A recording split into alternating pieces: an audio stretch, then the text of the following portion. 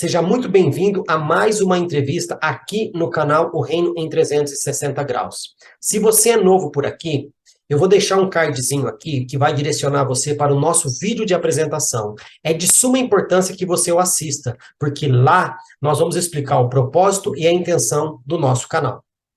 Essa entrevista vai ser disponibilizada de forma integral no YouTube e no Spotify. E também será postada de forma separada, para que você tenha mais comodidade e mais flexibilidade para poder estar assistindo o nosso conteúdo. Sem mais delongas, vamos para a nossa entrevista logo após a nossa vinheta. Roda a vinheta.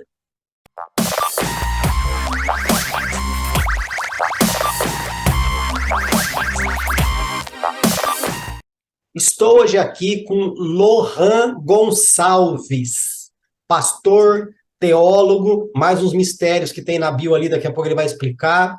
Ele é amigo de uma pessoa que veio aqui, que indicou ele. Então, assim, Lohan, eu estou muito feliz por dois motivos, cara. Porque eu estou conhecendo uma nova pessoa nessa família de Deus que está espalhado por essa terra, e contente também porque a visão do canal está sendo alcançada, porque eu conheci alguém que indicou fulano e eu chamei o ciclano. Aí o ciclano fez aqui a entrevista e convidou você. Então, assim, de alguma forma eu cheguei no Wilton Kine e de alguma forma eu cheguei em você. Então, assim, muito obrigado, cara, por ter aceito o desafio aí mesmo sem conhecer a gente, sem conhecer o canal, mas eu acredito que o Wilton Kine deve ter mentido um pouco para você, que é legal, e você veio.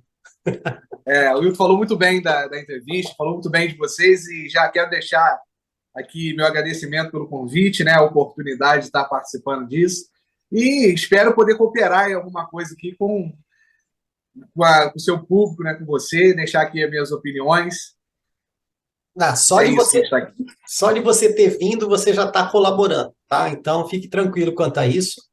Para você que está ouvindo ou assistindo, eu vou conversar com o Lohan, que eu falei que é pastor, teólogo, mas ele mandou uma bio para mim aqui, e eu vou ler para vocês saberem com o que eu estou falando.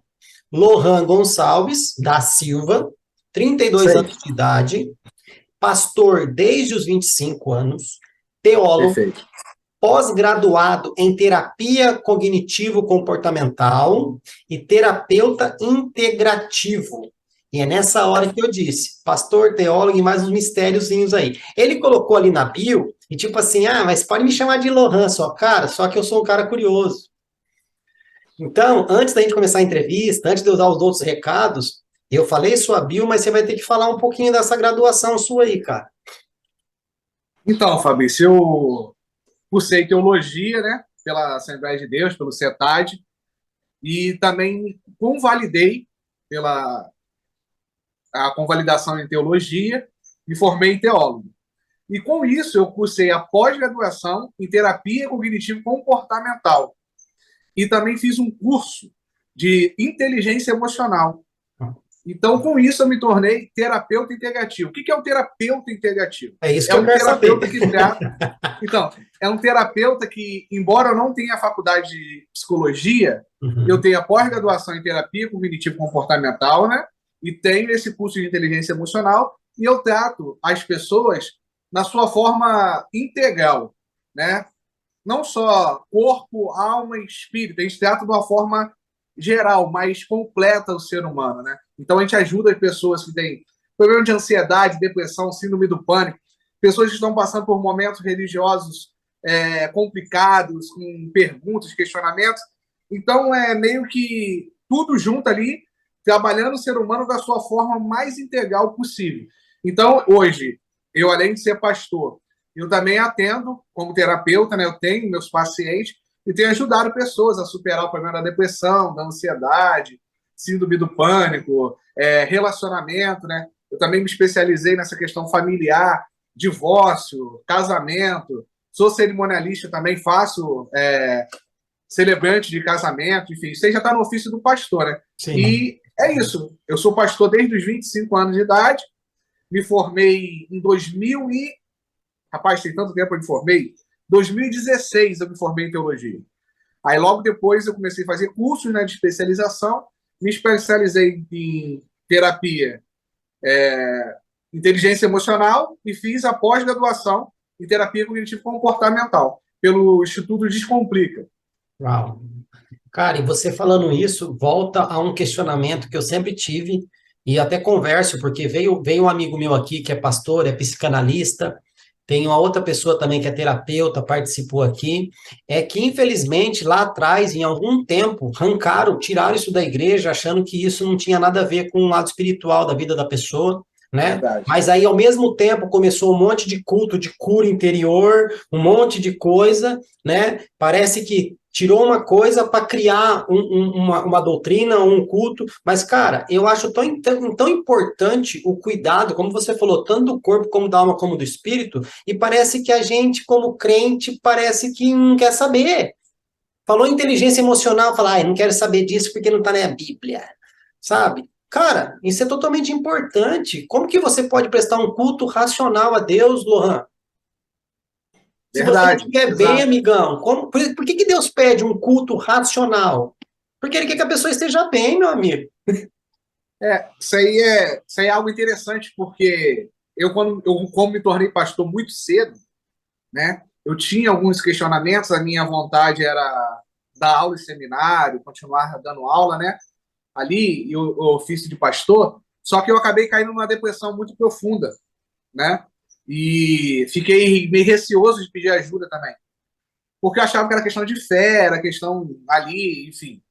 Aí eu pedi ajuda de um grande homem, né, de Deus, pastor, não sei se você conhece, Brian Kibuka, né? É um teólogo, um dos maiores biblistas que tem aí no Brasil. Só uma Brian pergunta, Kibuka. me fala de novo o nome dele. Brian Kibuka, É um negro, não é? é ele.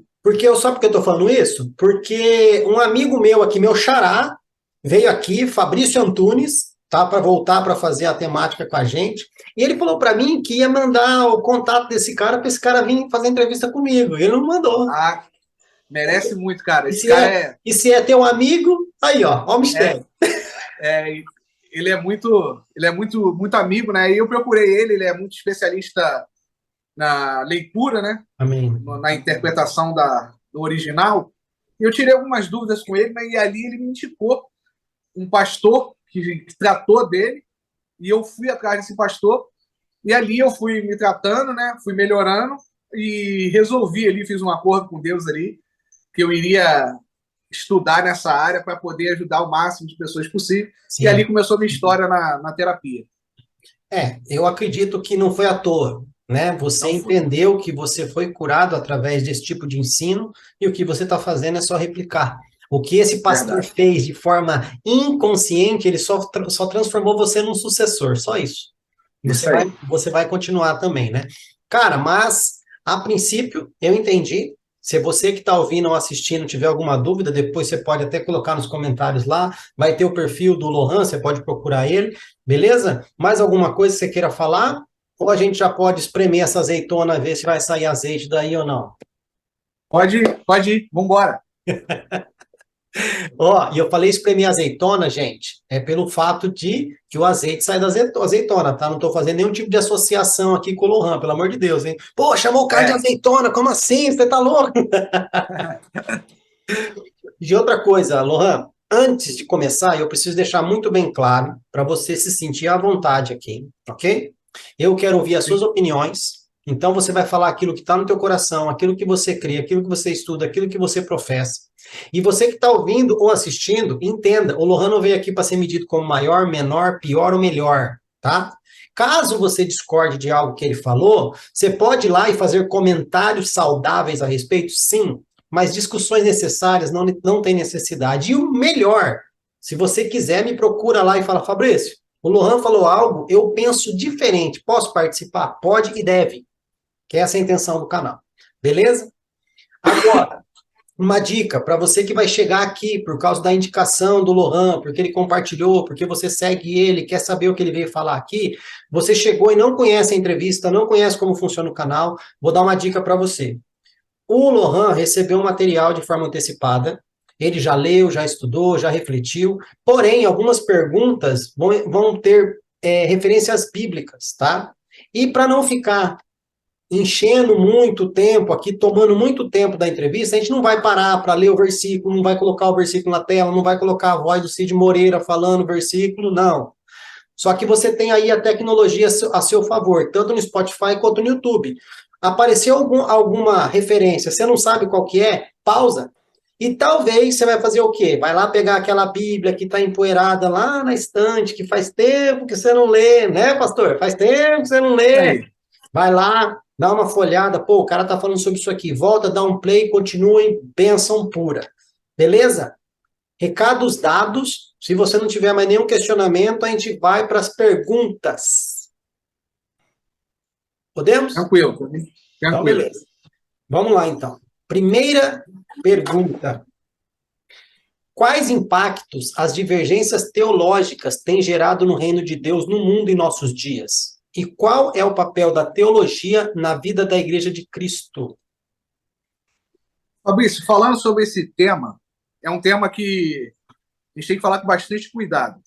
Por quê? Eu acho que a teologia ela não é valorizada da maneira correta dentro das denominadas igrejas hoje. Porque a teologia cristã ela é muito importante para a fundamentação da nossa fé.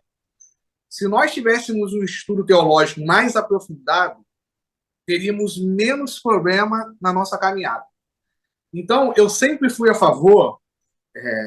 Eu sei que tem muita gente que defende a escola dominical, mas a escola dominical é uma escola que você nunca se forma, né?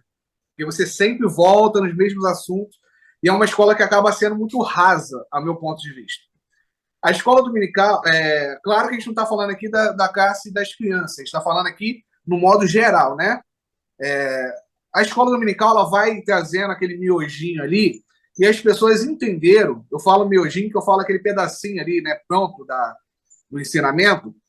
E as pessoas ali acham que isso é o suficiente de estudos que elas precisam para avançar.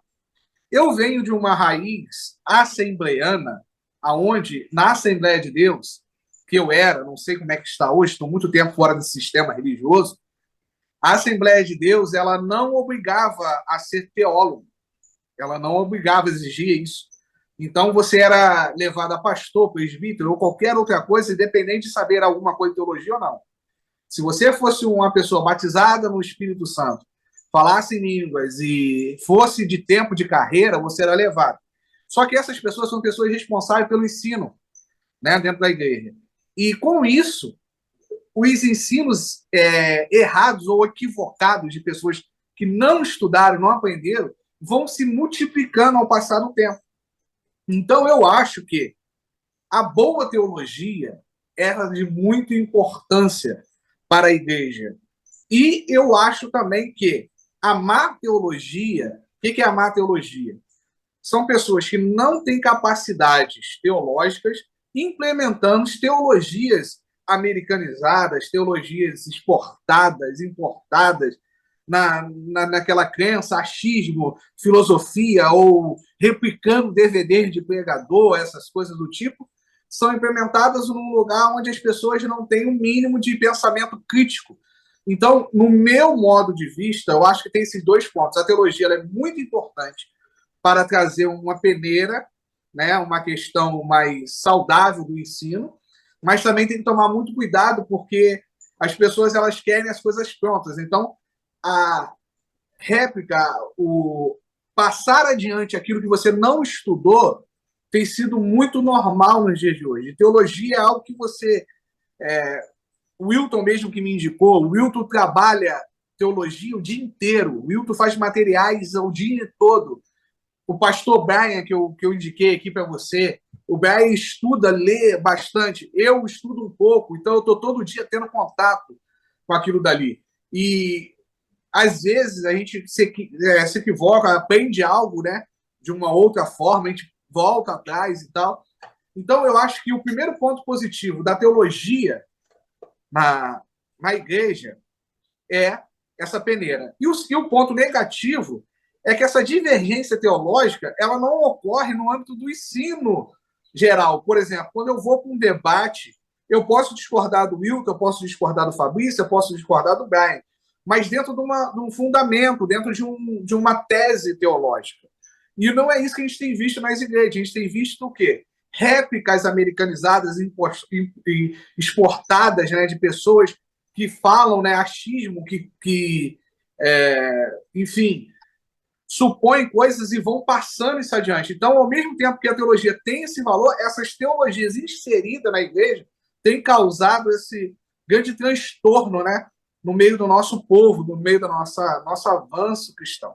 Então, acho que tem esses dois pontos. Eu acredito que temos que ter uma boa teologia, mas no campo do debate, né, para poder trazer um bom alimento a todos. E temos que tomar cuidado com essa importação teológica que a gente está fazendo aí a qualquer modo, sem estudo, sem nada. Então, esse é o meu ponto de vista. E você falou a respeito como que é do senso crítico, né?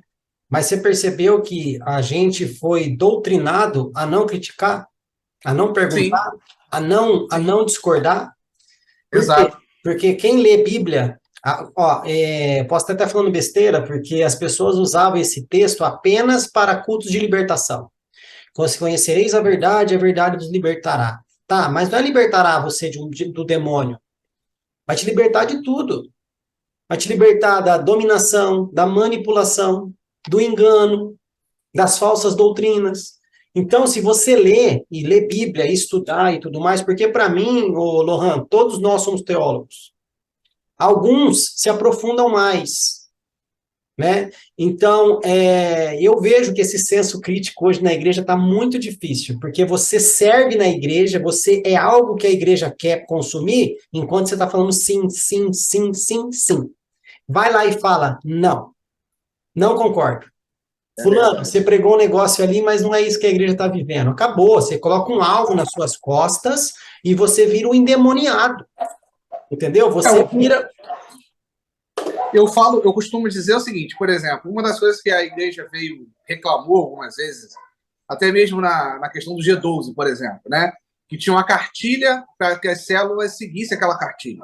Se a gente for olhar de forma mais, assim, profunda, a escola dominical também é isso. Você tem uma cartilha de um cara que foi escolhido para escrever a revista da escola. Aí você pega essa revista de professor e dá ela para um jovem que trabalha de segunda a sábado e vai pegar a revista no sábado, 8 horas da noite, vai parar 30 minutos para dar aula no domingo de manhã. Aí você pega aquela revista. Ele só vai replicar ou só vai ler o que aquele teólogo estabeleceu. Aí o que acontece? Então você acaba replicando uma ideia que é por toda a congregação normal, onde você realmente não tem esse pensamento crítico. Acaba sendo essa cartilha, né? Essa cartilha do, do G12, né? Que todo mundo segue aquilo dali, que o pessoal fala, né? No G12 que eu digo, porque tem essa cartilha das células. Então, acaba sendo a cartilha da escola dominical, né? Muito bom. E foi só a primeira. Bora para a segunda? Vamos. Segunda pergunta. Como as posições doutrinárias acerca do fim afetam a compreensão dos cristãos acerca da missão da igreja? Não, Fabrício, isso aí, essa pergunta é uma pergunta que a gente deveria gastar, cara, dias aqui respondendo ela. Dias. Eu vou tentar aqui resumir o máximo possível. Por quê? A compreensão, quando eu aprendi qual era a missão da igreja, lá atrás, eu entendi que a missão da igreja era uma. Qual é a missão da igreja? Salvar as pessoas do inferno. Ali. Então você tem que, num curto espaço de tempo, tirar o máximo de pessoas do inferno. Até você morrer. Você vai chegar lá em cima, vai prestar conta a Deus sobre as pessoas que passaram pela sua vida e você não pregou, não salvou essas pessoas. Né? E qual era o meu pensamento diante disso? Pelaquilo que eu aprendi na época. Estou falando isso porque eu sou nascido e criado na igreja, então, de pequeno. Que a qualquer momento esse mundo aqui iria acabar. A qualquer momento Jesus iria voltar e que esse mundo estava cada dia indo de mal a pior. Ou seja, não tinha solução para isso aqui. Eu olhava as coisas e falava, isso aqui cada dia mais vai piorar. Então a gente tem que começar a pensar no pós-vir. Esquecer isso aqui. Se isso aqui está afundando, se o Titanic está afundando, para que eu vou ficar preocupado em limpar o barco, né? Está afundando, vou preocupar o quê? Em arrumar um bote. Então, o meu bote Vamos colonizar Marte. Vamos colonizar Marte. Isso aí. O meu bote salva-vida é o quê? Chegar lá em cima com bastante alma para apresentar a Deus e ser recompensado por isso. Pronto. E com isso eu perdi muita coisa do Evangelho de Jesus. Eu perdi muita coisa de Deus. Então, a importância da igreja entender que esse mundo aqui está diretamente ligado à missão da igreja, que é o eterno propósito de Deus, igual Deus fez no início, e o Deus colocou o homem aqui para quê?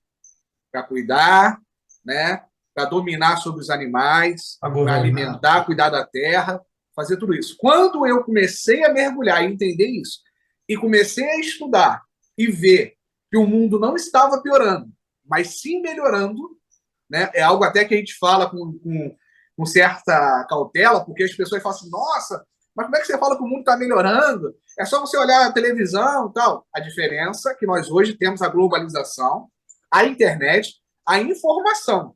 Mas antes, a gente tinha uma época que a galera morria de gripe. A gente está numa época onde as pessoas não tinham vacina. Então, no modo geral, o mundo está melhorando. Sim, o homem tem avançado. Então, quando eu comecei a entender isso, eu falei, tá, então se o mundo está melhorando, se eu não tenho que ter um pensamento pessimista acerca do mundo, qual é a minha missão como igreja aqui nessa terra? Né? Aí eu lembro do eterno propósito de Deus, que é o quê? Cuidar, alimentar, né? Dominar sobre os animais, cuidar dos animais e enxergar e contribuir para a melhora da humanidade em si. Então, eu sou um contribuinte da humanidade. Então, com isso, eu consigo entender a minha missão quanto igreja. Com isso, como é que eu... Aí tá, como é que você faz, pratica isso? Primeiro ponto, se eu quero que a humanidade seja melhor, eu tenho que me tornar melhor. Se eu entendo que o mundo está indo para um caminho onde, de melhoria, eu tenho que contribuir quanto imagem de Deus, quanto ordem que Deus colocou como filho de Deus nessa terra, para esta melhora. Então, tudo aquilo que colabora com a melhora é a minha missão. Então, com isso, eu consegui alinhar o meu propósito de vida com o propósito do evangelho. Começou a fazer sentido para mim. E eu comecei a entender que o barco não está afundando e eu preciso de um bote salva-vida para fugir dele. O barco está navegando e eu preciso ajudar esse barco a navegar de melhor forma para que ele venha avançar. Então, dentro da igreja, quando você ensina que isso aqui está piorando, Deus vai destruir isso tudo, Deus vai acabar com isso aqui, aquilo outro, você cria na cabeça das pessoas que esse mundo é descartável. Então, a gente não vai ligar muito para causas climáticas, a gente não vai respeitar os animais, a gente não vai entender a colheita e o descanso da terra, a gente não vai enxergar o outro como nosso semelhante, a gente vai fazer milhares de coisas porque a gente está indo embora. Você não vai chegar no aeroporto para fazer uma escala para a Bahia, você saindo do Rio de Janeiro indo para a Bahia, para Brasília, você faz uma escala, sei lá, na Bahia, e você vai parar no aeroporto da Bahia e ficar 2 horas ali, você não vai lavar o banheiro, você não vai limpar o pátio, você vai ficar ali esperando a hora do voo para você ir embora. E é assim que as pessoas entendem que é a Terra. As pessoas entendem que a Terra é um aeroporto de escala, onde elas não precisam cuidar e sim esperar uma nova Terra, um novo céu, um novo planeta, porque isso aqui vai ser exterminado. Isso causa muito mal para a igreja, porque a igreja distancia da sua missão. A igreja distancia. Por isso, a igreja ela não está tão engajada, tão voltada para o cuidado, cultivo, avanço nessa terra, porque a igreja acha o seguinte, essa terra vai ser exterminada, vai ser descartada. Então, esses ensinamentos de que a qualquer momento a trombeta vai tocar, o anjo vai descer, isso aqui vai virar sangue, aquilo lá vai virar morte, que a terra vai ser consumida e tal. Esses anúncios apocalípticos de forma errônea do texto de Apocalipse acaba causando na cabeça daqueles que dizem ser igreja o pensamento do quê? Para que cuidar disso aqui se isso aqui vai ser terminado? Então, isso acaba afastando a gente da missão nossa, que é de cuidador, né? De proclamador do reino de Deus nessa terra, de deuses, né? No sentido não de ser como Deus, mas de ser a imagem de Deus, né? Operando nesse planeta, para que ele tenha melhor, para que o animal tenha condição de viver melhor, para que o ser humano viva melhor, para que a gente pense nas outras gerações, para que as causas desse planeta sejam a nossa causa. Quando eu comecei a me alinhar com isso, a minha vida começou a fazer mais sentido. Eu comecei a me sentir incomodado de ver um lixo no chão. Eu comecei a olhar para os animais de forma diferente, como criaturas de Deus, né? Eu comecei a olhar para as coisas, eu falei, olha, não tem necessidade de eu fazer isso, eu fazer aquilo, e eu senti mais conexão espiritual com Deus. Então eu comecei a olhar de uma forma, não, aqui é a casa onde Deus nos deu para cuidar, né? Então eu acho que o ensinamento e a compreensão escatológica da vida, né, das últimas coisas, é fundamental para você se alinhar com o propósito eterno de Deus. Que por não ter esse fundamento, quantas pessoas falam aquela frase? Ah, não preciso não, que lá no céu eu vou ter um corpo glorificado. Aí vivem cheias de doenças, não cuidam do corpo, não fazem exercício, se alimentam mal, ou tipo, não vou trabalhar para conquistar as coisas aqui, porque lá no céu eu vou ter uma mansão.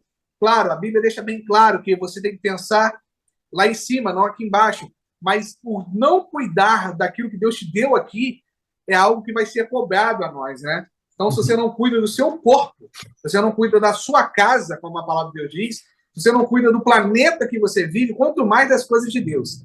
Então, eu acho que essa compreensão escatológica é fundamental para o entendimento do supremo propósito de Deus para nós, como igreja nessa terra. Uau. E sem dizer que, né, a missão da igreja é transmitir o reino de Deus que já está nessa terra, e tem pessoas que foram ensinadas que esse reino vai vir no futuro.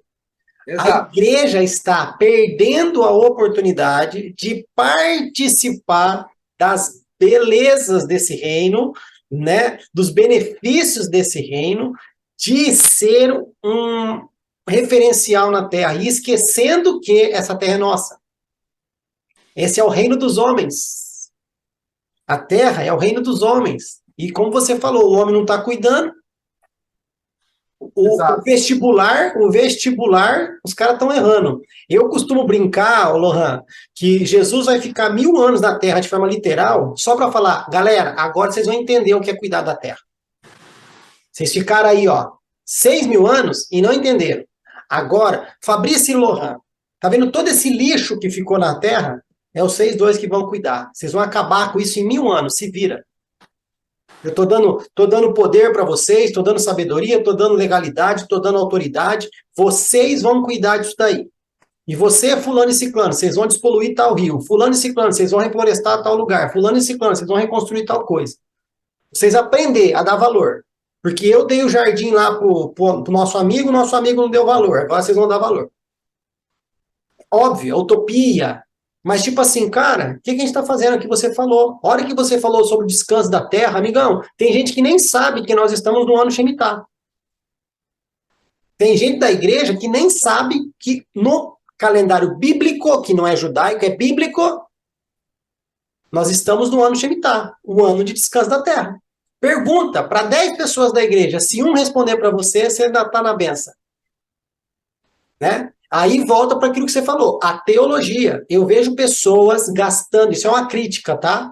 Eu vejo pessoas, Lohan, na igreja, gastando tempo, gastando recurso para trazer para a igreja festas pagãs, mudando apenas o nome para dizer que é de Deus, ok? E não se esforça para entender, não estou dizendo para comemorar de forma cerimonial, mas não perde tempo para entender as festas bíblicas. e entender o que era profético, o que se cumpriu e o que ainda vai se cumprir através daquilo que Deus deixou como um código para nós. Certo? Por quê? Falta de interesse, falta de... que nervoso. Mas vamos lá. Terceira pergunta. Senão, como você falou, a gente vai ficar dias aqui falando só desse assunto, né? Bora lá? Vamos. Terceira pergunta. De acordo com Mateus 24:12, o esfriamento do amor é resultado da multiplicação do pecado. Com base neste fato, devemos aguardar o avivamento ou a apostasia? Esse texto aí é um texto que as pessoas usam de forma errada, né, Fabrício? Esse esfriamento do amor aí já foi algo que aconteceu lá no ano 70, lá nas questões, né? Onde o povo ia amar mais os falsos profetas do que, do que a palavra de Deus.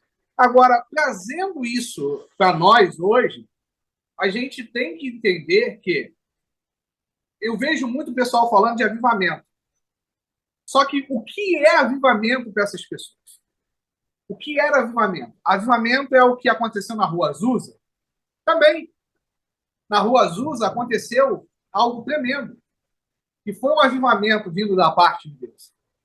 Mas existem avivamentos acontecendo que não são dessa linha que as pessoas estão esperando. Então, quando você espera que você pega esse texto de Mateus aí e fala, porque hoje tem pai matando filho, filho matando pai, tá vendo? O amor tá se esfriando. Não, isso aí já acontecia há muito tempo. E o texto ali está dizendo sobre aquilo lá que ia acontecer no ano 70, lá na destruição, enfim. E pessoas iriam perder mais ali a comunhão, o amor, enfim. Mas trazendo agora, eu gosto de trazer aplicações para a gente, né, hoje. Aplicando isso a nós. Quando eu vejo as pessoas orando, o Senhor vai fazer um avivamento e tal, aí tá. O que é o avivamento? Encher locais. O que é o avivamento? Pessoas, muitas das vezes, levadas por emocionais, chorando, fazendo coisas. O que é o avivamento? Pessoas indo na frente de algum local lá e estendendo a mão. E quando a gente vê, no decorrer da história, todo o avivamento ele tem um propósito, que não é emocional, no sentido. A gente tem aí a Assembleia de Deus, que agora veio a começar a se perder, mas que no começo de tudo foi uma grande bênção de duas pessoas que vieram, né, Daniel Berg e Gunavini, lá da Rua Azusa, que vieram para cá, Belém do Pará, e fundaram a Assembleia de Deus, que é fruto de um avivamento lá. Então, todo o avivamento ele gera frutos. Frutos visíveis. Frutos que você saboreia. E que tem impacto geral na vida humana. Voltando àquilo que a gente estava falando antes. Colaborando com o supremo propósito. Então, eu entendo o seguinte. Realmente, a maldade do ser humano é maior do que a maldade do Éden. Né? Até o Apocalipse, quando ele usa lá o dragão, ele está fazendo a simbologia ali da serpente do Gênesis, que agora ficou maior.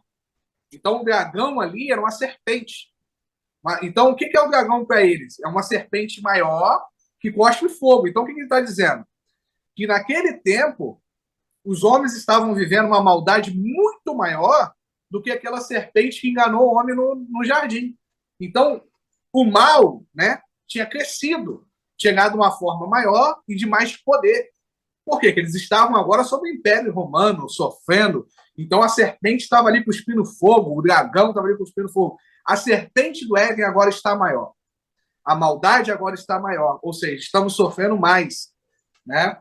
Então, realmente, o homem, com o passar do tempo, você fica abismado com o conhecimento de maldade que o homem adquire. Com a profundidade de maldade que o homem tem ali. E o que nós devemos esperar?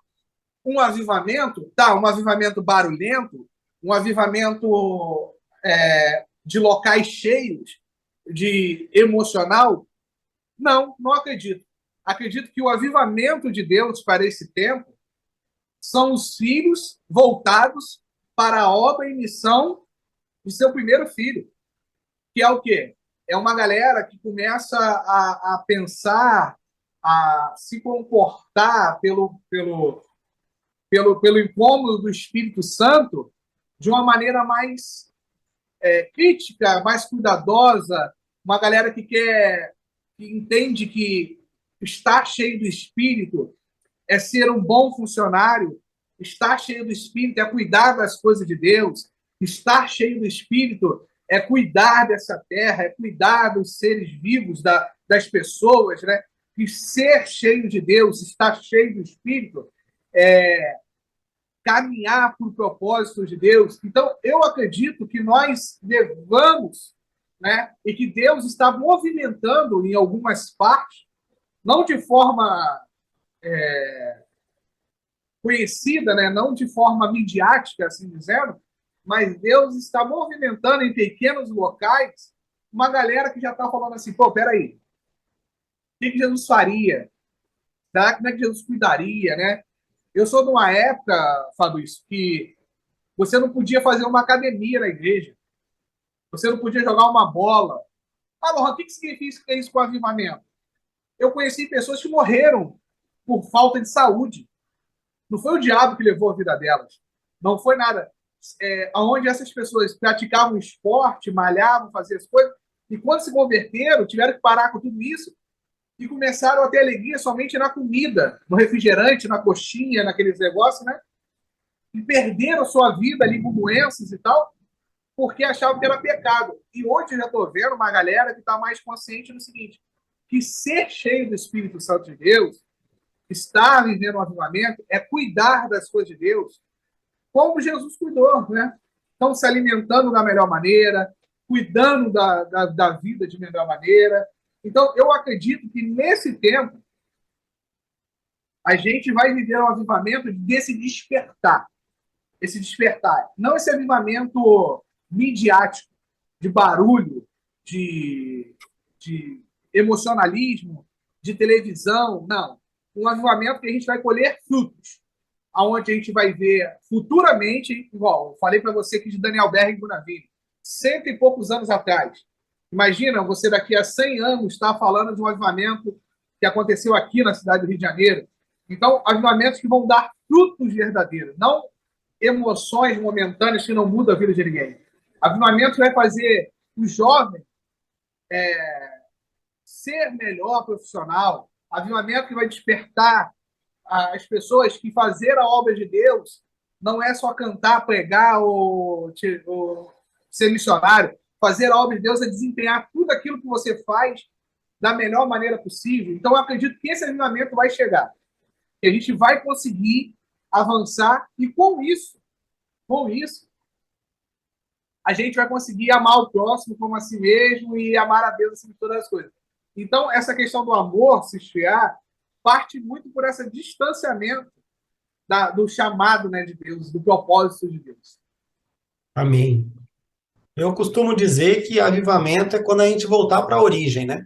É techuvá, voltar para a origem. Só que tem gente pregando avivamento sem arrependimento, Lohan. Como é que faz? Como é que eu vou ter um arrependimento sem o arrependimento? Não existe. Então, a conversão, né, o avivamento, o arrependimento em si é o quê? Eu estava indo para a direita, me arrependi e vou para a esquerda. Eu gosto do Paul Walsh, tem uma mensagem dele que eu ouvi há muitos anos atrás, tem muitos anos que eu não ouço Paul Walsh. Ele fala o seguinte, a conversão é uma carreta desenfreada. Deus é uma carreta desenfreada descendo uma serra. E você é uma bicicleta subindo a serra. E essa carreta te pega em cheio. Então, olha o estrago que ela faz na sua vida. Ou seja, se você teve um encontro com Deus e continua aparentemente da mesma forma, ou não teve um desastre, né, na sua vida, você ainda não teve a verdadeira conversão. Então, eu acredito que arrependimento é isso, é você parar. Hoje eu sou muito mais consciente, cara. Por exemplo, hoje eu trato tudo de forma mais consciente por causa da conversão do evangelho. Hoje eu não consigo não pensar no outro. Hoje eu não consigo tomar atitudes sem ter pensamentos no próximo, entendeu? Eu acho que isso parte do avivamento também. Amém. Muito bom. Então, bora para a nossa próxima pergunta. Bora? Vamos embora. Quarta pergunta, Lohan Gonçalves. Qual sua visão sobre a teologia do domínio? A igreja deve ser soberana sobre todas as áreas de influência no mundo? Qual a relação desta afirmação comparada aos textos de Mateus 16, 18, 20, Efésios 3, 10 e Efésios 6, 12? Os textos eu não vou entrar, porque senão a gente vai ficar muito tempo, né? A gente vai ficar muito tempo. Como você falou, as referências estão aí, quem estiver assistindo, fica à vontade para pesquisar. A teologia do domínio, ela tem dois problemas. Ela tem um problema e uma solução, perdão.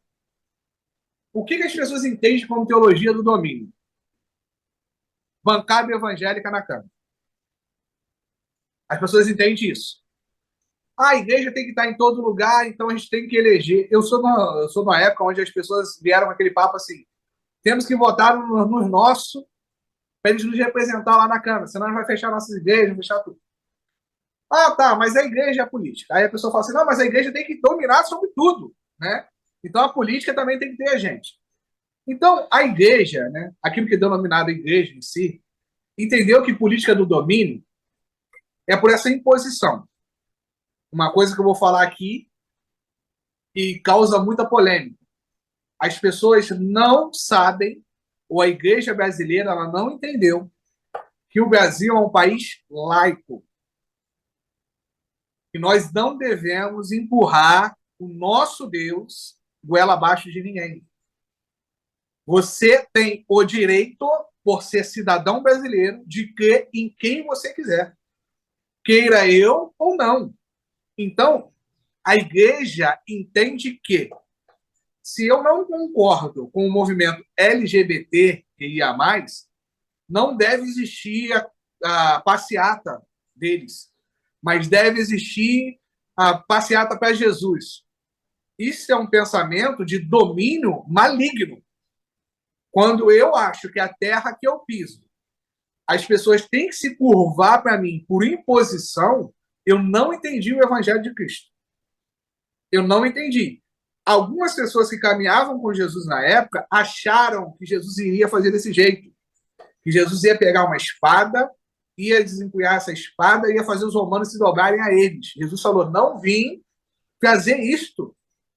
Então, a igreja entende que dominar sobre esta terra, ter o domínio sobre essa terra, é fazer todos se tornarem nossos escravos, ou se convertam a nós, ou não merece respeito.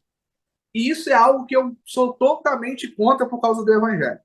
Eu acredito, eu me dou bem com qualquer religião, não sou de qualquer religião, sou de Jesus, sou de Deus, mas eu permito e aceito, permito não, porque eu não tenho que permitir nada, mas eu convivo com qualquer religião e qualquer crença e respeito qualquer uma delas. E o meu domínio não é implementar a maioria na Câmara para poder ir contra as minorias, né? Porque o Brasil hoje, de 80% se diz cristã, né? Seja católico ou evangélico. Então, eu não acredito nesse domínio da igreja. Mas acredito, sim, que é a função da igreja, como imagem de Deus, ter poder e domínio sobre essas coisas. Mas de que maneira? Por Cristo Jesus, como Cristo Jesus fez, né? Você vê que Jesus ele chega num momento onde tinha vários outros messias naquela comunidade. E Jesus começa ali, não com teoria, ele não é ali mais um baderneiro, mas um cara que está juntando uma galerinha para tomar o poder. Jesus jamais estaria na frente de quartéis ou de qualquer coisa levantando faixa. Jesus não era desse tipo, né? Jesus faria de forma diferente. O que Jesus faz? Ele começa a ensinar pela vida. Ele começa a andar e fazer o contrário daquilo que as pessoas faziam e acreditavam. E quando uma pessoa achava que tinha feito algo muito bom, Jesus ia lá e excedia isso, né? Quando o camarada dizia: eu já fiz tudo isso, Jesus falava assim: então vai, vende tudo e segue. Jesus ia sempre um pouquinho a mais. Então, eu acredito que a igreja vai começar que é fundamental que a igreja comece a dominar desta forma de amor, a qual seja impossível combater contra. Por exemplo, tem um padre que eu admiro muito a vida daquele irmão, que é o padre Júlio Lancelotti, em São Paulo, que ele alimenta os pobres, né? Quando você vai falar da vida do padre, do nosso irmão Júlio Lancelotti, você fica constrangido, porque quantas pessoas você alimenta? Quantas pessoas você cuida? Então, aquele homem está ali trazendo a sua vida. Isso transcende qualquer dificuldade teológica, qualquer entrave teológica que a gente tem, a obra. Então, é quando o chamado de Cristo, né, supra tudo ali. Então, eu acredito que a gente vai dominar sobre todas as coisas a partir do momento que a gente se colocar como Cristos, pequenos Cristos na terra, né? A qual as pessoas não encontram em nós uma... As pessoas confundem muito. Combater o pecado, né? Ah, não, a gente não pode aceitar o pecado. A gente não pode combater... Ah, tem que combater o pecado. Tá, o que é combater o pecado para você? Apontar, acusar, denunciar, fazer tudo. E ontem mesmo eu estava dando um estudo onde fala da diferença de da mensagem de João Batista para a mensagem de Jesus. João Batista diz: arrependei-vos, raça de víbora, porque chegaram o reino do céu. João Batista denuncia o irmão lá de Herodes, estava lá, e quando ele está preso, ele fala assim: ó, pergunta esse Jesus aí se é para esperar ele, se é ele mesmo ou se temos que esperar outro. Por quê? Porque a mensagem de Jesus vai na contramão da mensagem de João. Porque quando João denunciava aqueles homens, Jesus se assentava, comia, bebia, andava com eles. Jesus tinha ladrão no meio dele, Jesus tinha prostituta no meio dele. Pessoa. Por quê? Porque Jesus veio dominar sobre o exemplo, sobre o amor, com a demonstração de exemplo de vida. Eu lembro de uma história de Birigã, que ele estava jogando golfe com um cara, e eles jogaram o dia todo, e chegou no final da tarde, aquele companheiro que estava jogando golfe com ele, muito irritado, quebrou o seu taco de golfe, e perguntaram para ele: por que você está irritado? Aí ele respondeu: porque esse cara ficou o dia todo empurrando esse Jesus goela abaixo. Eu estou incomodado. Aí todo mundo ficou assim: o que? Ele falou alguma coisa com você? Aí ele falou assim: não, pelo contrário, as atitudes dele me mostraram esse Jesus. Então aquele cara ficou constrangido passar o dia com o Birigã e seria impactado pela vida de Birigã. Seria impactado. Tem uma outra história também que...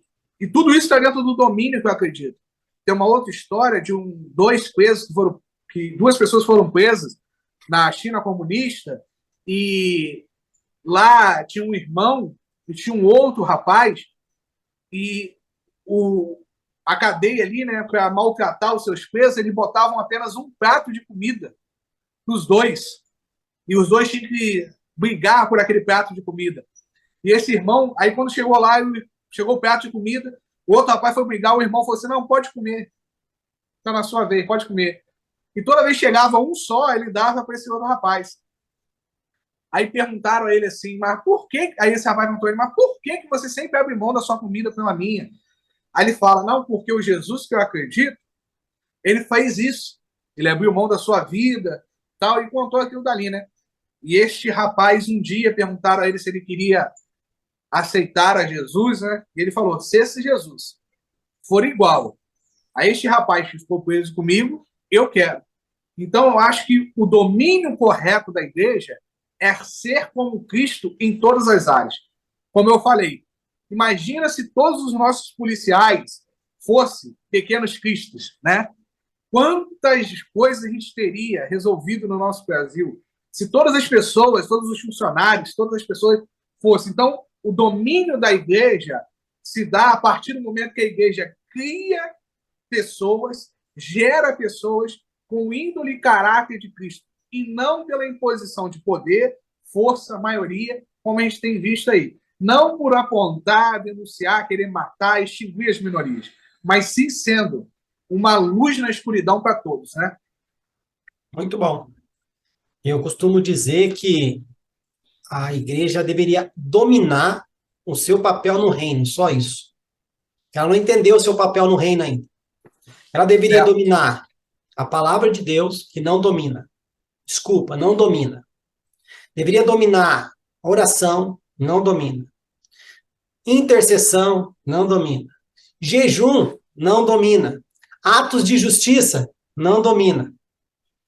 Se dominasse isso aqui, Lohan, não sei se você vai concordar comigo, tá? A influência que ela ia causar na sociedade ia ser a mesma influência que esse tal Billy Graham que você falou. Não precisa empurrar a goela abaixo. Quando você disse, né? Jesus veio na época que tinha um monte de Messias. Beleza. Só que tinha um monte de Messias dizendo que algo ia acontecer. Que talvez ele faria tal coisa. Que ele poderia curar. Que ele poderia libertar. Que ele... Tá, Jesus chegou curando, libertando, perdoando, sendo humilde e tudo mais. Como você disse, cara, sabe por que as pessoas têm medo de outras crenças? Porque ela não sabe nem no que ela crê. Verdade. Exemplo, eu também não me importo com outras religiões. Se eu conseguir mostrar que o Deus que eu sirvo é diferente, tá ótimo. A pessoa pode até continuar crendo no que ela crê, mas ela vai ter aquilo tipo, mas por que aquele lá é diferente? Por que o Deus dele faz coisa diferente? Por que aquele cara pensa diferente? Entendeu? Então, onde a igreja deveria dominar, ela não domina. Guerra é no âmbito espiritual. A igreja foi vocacionada para guerrear contra os espíritos da maldade. Sim ou não? A nossa guerra é espiritual e não é carnal. Só que, diante dos homens, o que a gente tem que fazer? É atos de justiça, como você falou, é o bom testemunho, é o amor, é saber cuidar da questão do pecado, que a igreja também não sabe o que é isso. Por quê? Porque falta dominar o que precisa, né? Mas, quarta pergunta já foi, bora para a quinta? Vamos. Quinta pergunta, escatologicamente dizendo, novos céus e nova terra, são literais ou metafóricos? Nós iremos para o céu ou o reino dos céus virá até nós? Então, isso aí é um equívoco também que as pessoas têm, né? Achar que vai existir o novo céu, a nova terra, que isso é pra gente hoje, né? Na verdade, esse novo céu, a nova terra já está estabelecido em Cristo Jesus. Cristo já trouxe para nós o reino, né? Quando a gente fala, o teólogo Alberto Maggi e o Pagola, na verdade, ele não usa nem reino de Deus, ele usa reinado de Deus. Para as pessoas não entenderem que reino de Deus é um local, mas é um reinado, ou seja, Deus já está reinando sobre todo. Então, nós já estamos vivendo debaixo de novo céu e nova terra. É uma nova terra estabelecida, inaugurada por Cristo Jesus. O reino de Deus já chegou neste mundo. Foi inaugurado por Cristo naquela cruz, né? Então, ali na cruz, o reino de Deus já foi estabelecido. Que aí é onde condiz com aquela questão escatológica, onde a gente vai avançando esse reino, onde a gente vai avançando essa terra. Claro que chegará o momento onde Cristo virá e fará isso plenamente. Ou seja, nós contribuímos para esse avanço até a vocação que o senhor colocou, até chegar a quantidade de eleitos, enfim, até chegar o ponto que o senhor estabeleceu, e Cristo vem e faz isso de forma plena, complementa. Então, nós sim, já estamos vivendo em novos céus e nova terra. E a segunda parte da pergunta é: nós iremos para o céu ou o reino dos céus virá até nós? Então, o reino do céu já está em nós, né? O reino do céu habita em nós. Então, nós já estamos vivendo na filosofia, né, na vida do reino dos céus. E isso aí. E a outra questão é: nós iremos para o céu, condiz com aquilo que eu falei, escatologicamente. Das pessoas terem essa crença que irão morar no céu, que vai ter um céu onde a rua é de ouro, muro é de jaspe. Ah, mas a Bíblia diz isso e tal. Quando as pessoas pegam isso no literal, elas acabam abrindo mão de tudo aquilo que o Senhor já estabeleceu para nós. Por exemplo, a coisa mais normal do mundo é você ver crentes hoje que acreditam dessa forma, negando a ciência, os estudos científicos, né? Fotos e descobertas científicas que o crente não tem dificuldade de acreditar, porque na cabeça dele Deus demorou 7 dias para fazer esse planeta. Esse planeta foi construído, aí deu errado esse plano, entrou um plano salvatório em ação, aí agora esse plano vai vir, vai tirar, vai salvar essa galera desse planeta e vai exterminar esse planeta e a gente vai morar no céu, né? Quanto isso. Quando você estuda teologia, quando você se aprofunda no Evangelho, você vê que não é isso. Então, nós sim já estamos vivendo em novos céus e nova terra. E eu creio que o Senhor irá restaurar esta terra a qual vivemos. Que o Senhor irá restaurar as coisas. Que isso aqui voltará a ser como no início, né? Onde a terra, Fabrício, ela foi criada por Deus suficientemente para ela mesma. Ou seja, nada que tem na terra é de mais ou de menos. A terra ela tem alimento para tudo, ela se resolve em tudo, porque Deus colocou desta forma. Então eu creio que o pecado, que é a maldade do homem, começou a interferir na criação de Deus. Consumismo. Oi? Consumismo. Exato. Então, o pecado, a morte, começou ali, o homem começou a trabalhar contrário à criação de Deus, contrário àquilo que Deus estabeleceu, e a conversão do homem se dá quando ele começa a trabalhar agora não ao contrário, mas a favor da criação eterna de Deus. Então, ele começa a voltar para o propósito que Deus estabeleceu eternamente. Então, até chegar ao ponto que Deus irá restaurar tudo, colocar tudo no seu devido lugar como sempre esteve, né? Aí eu acredito dessa forma. Então, essa fantasia que as pessoas têm de que nós vamos sair daqui, vamos morar no céu, vou ter uma mansão, o outro, se eu tiver uma casinha, não tem problema, o outro dá dessa questão. Eu acredito que quando o Senhor vier restaurar tudo, nós iremos explorar toda esta criação que Deus nos deu. Todos esses planetas, todas essas galáxias, tudo isso que Deus estabeleceu, que nós somos uma poeirinha dentro disso, né? Eu acho que nós iremos falar como Paulo, reinar sobre todas essas nações, sobre todos esses planetas, sobre tudo isso, e Deus irá restaurar todas as coisas. Então, essa é a coisa que eu acredito nessa área, nesse ponto aqui. Espero que tenha respondido. Não, respondeu. E eu volto a dizer, Lohan, vê se você concorda comigo. Se a igreja dominasse o que é reino de Deus, se ela dominasse o entendimento do que é reino de Deus, se ela dominasse palavra, se ela dominasse a oração, o jejum, a intercessão, a intimidade com Deus, a justiça, se ela estivesse dominando isso, essa pergunta aqui era a pergunta mais fácil de responder. Eu não acho, é isso. Não, é isso.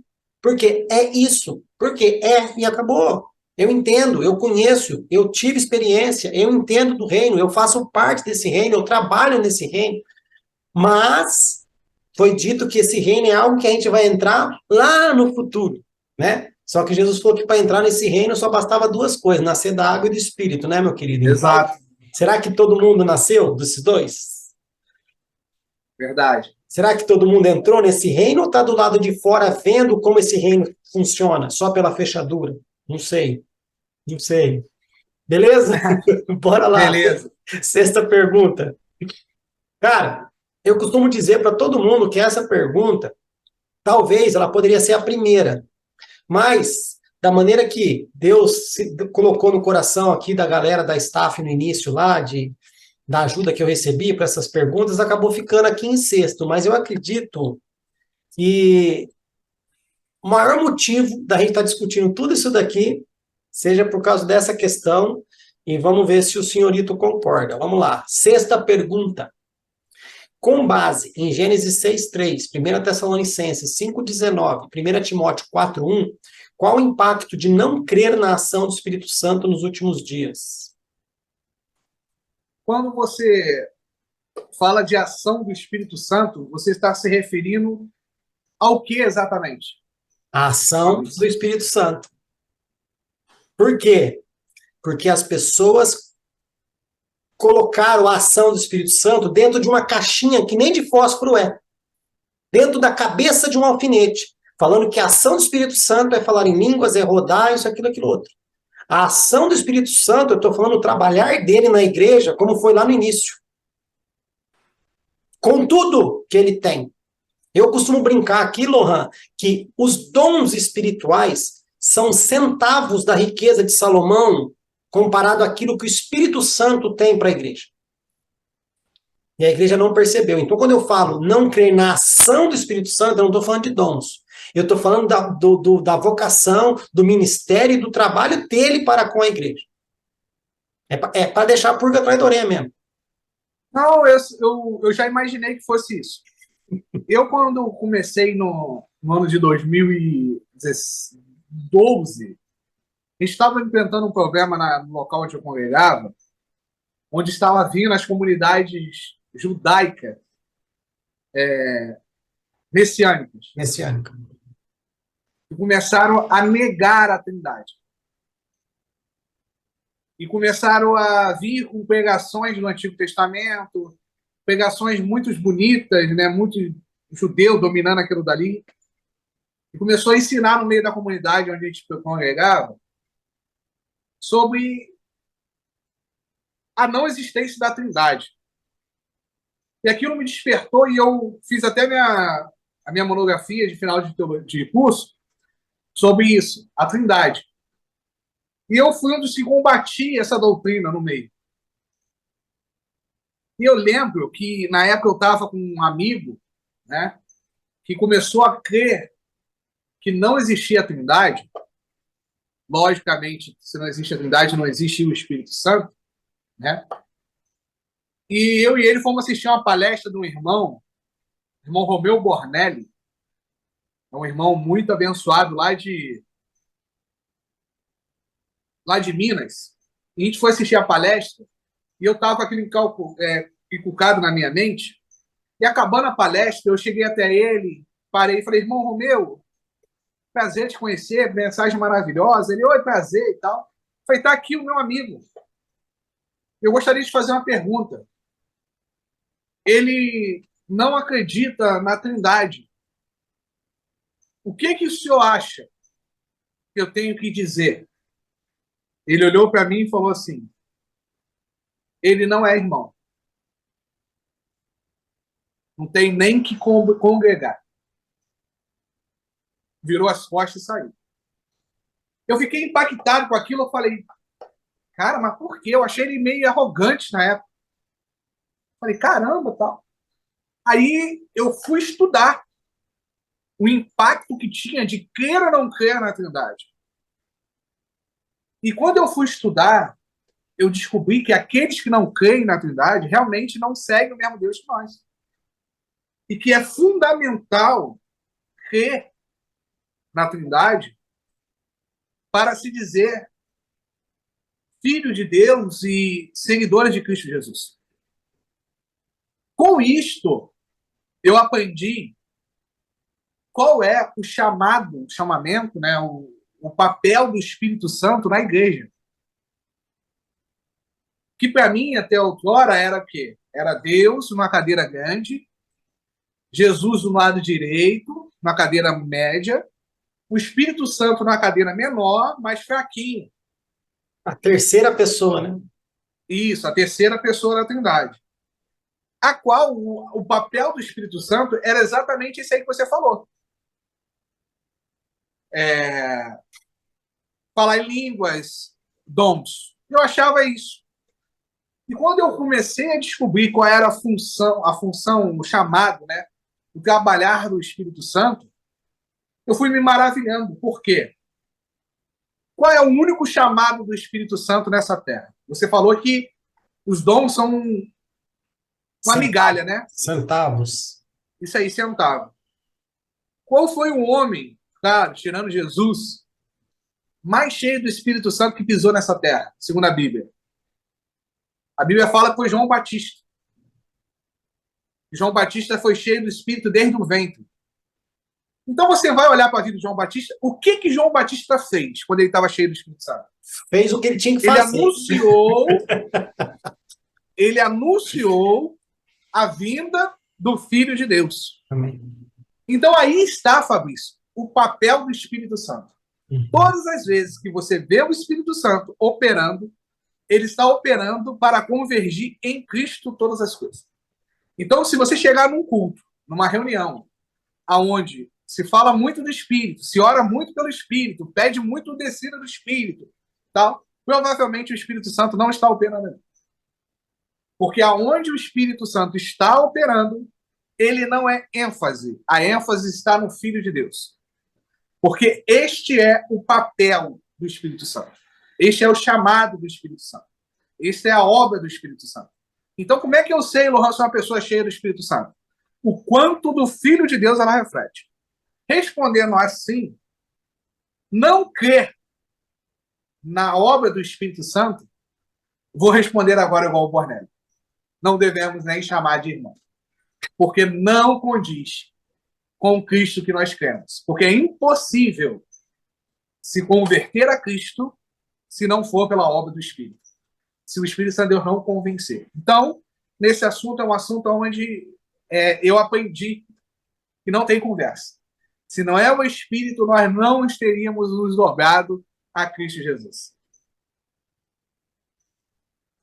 Parece besteira, né? Mas a gente ouviu tanto essa frase que o Espírito Santo é a terceira pessoa da Trindade, que a gente acaba tendo essa analogia de que ele é o último de uma hierarquia, né? Você coloca no pódio, né? O Francis Chan, ele escreve um livro chamado O Deus Esquecido, tá? Você usou o termo quando você falou da Trindade, não que você falou errado, que eu entendi perfeitamente. Mas também existe um erro quando a gente fala Deus, Jesus e o Espírito Santo. É como se Jesus e o Espírito Santo não fosse Deus. Eu costumo dizer o Pai, o Filho e o Espírito Santo. Eu entendi perfeitamente o que você falou, tá? Não estou refutando, não. E o Francis Chan, ele fala nesse livro, o Deus esquecido, por quê? Porque o Espírito é o último, é a terceira pessoa. Ele falou, pergunta para qualquer pessoa quem foi o campeão da Copa do Mundo da última Copa. Você vai lembrar. O vice, você vai lembrar. Mas pergunta quem disputou a terceira e a quarta medalha, o terceiro e o quarto lugar e quem ficou com a medalha de terceira. Você não lembra. Por quê? A terceira pessoa, ninguém se importa. Eu costumo dizer, Lohan, que o Espírito Santo é a terceira manifestação de Deus aos homens. O Pai se manifesta primeiro, o Filho se manifesta em segundo e o Espírito se manifesta em terceiro. Foram 3 manifestações de Deus aos homens, como o Pai, como o Filho e o Espírito Santo. Foi o reino do Pai, o reino do Filho e o reino do Espírito. E acabou. Agora, se eu coloco como terceira pessoa de uma trindade, você está colocando um primeiro, um segundo e um terceiro. E a gente acaba deixando ele lá no cantinho. Só que agora nós estamos vivendo o reino dele. E se nós não entendermos o trabalho dele, o que você falou, a gente não vai entender nem que Cristo deve ser o centro. Porque a gente não entendeu o trabalho dele. Sim ou não? Sim. Não é que deu uma travada, eu não sei se você estava parado ou se deu uma travada. Não, estou parado de prestar atenção. Então, beleza. Mas, bora para a 7ª? Vamos. Então, bora lá. 7ª pergunta, meu querido Lohan Gonçalves. Na terceira pergunta, a gente falou um pouco sobre o assunto, mas eu acredito que essa pergunta ela está mais relacionada às características desse assunto, tá? Então, vou te perguntar, como será a apostasia? Qual comparação podemos fazer com a igreja primitiva? A primeira coisa que a gente tem que tirar, Fabrício, dessa pergunta é essa ideia de que vai existir uma igreja caída, uma igreja que irá se converter, uma igreja apóstata. Só que para isso a gente tem que fazer uma diferenciação. Eu, Lohan, eu sou muito mais rigoroso nessa questão. Confesso a você. Manda que bala. Eu vou falar agora. Manda bala. Do que é igreja e do que é religião que se abstém do nome de igreja. Então, a gente, hoje, qualquer coisa, qualquer lugar, pode ter o nome de igreja. Se você falar algumas coisas, algumas questões, você depois, no final, você vai falar assim, tá, isso é uma igreja, né? Não, isso é uma ONG. Então, por que eu estou te falando isso? Ter a faixa de igreja, ter um versículo, ter um nome de igreja, não necessariamente te torna igreja.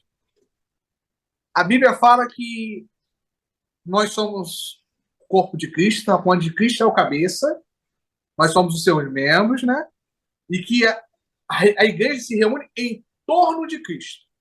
Então eu posso estar em qualquer lugar e não estar em torno de Cristo, então eu não estou, né? Ali não é uma igreja. Por que eu estou fazendo essa separação? Porque as pessoas vão confundir quando elas olharem para a situação atual do gospel e da religião nos nossos dias. Quando as pessoas vão olhar para as manifestações religiosas hoje, elas não vão encontrar Jesus. E vão falar, lá, tá vendo? A igreja apostatou da fé. Lá, eles estão pegando ódio.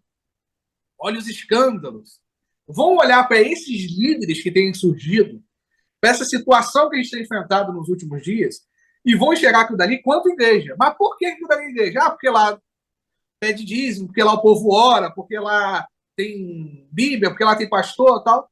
Nada disso, pela palavra de Deus, determina se é uma igreja.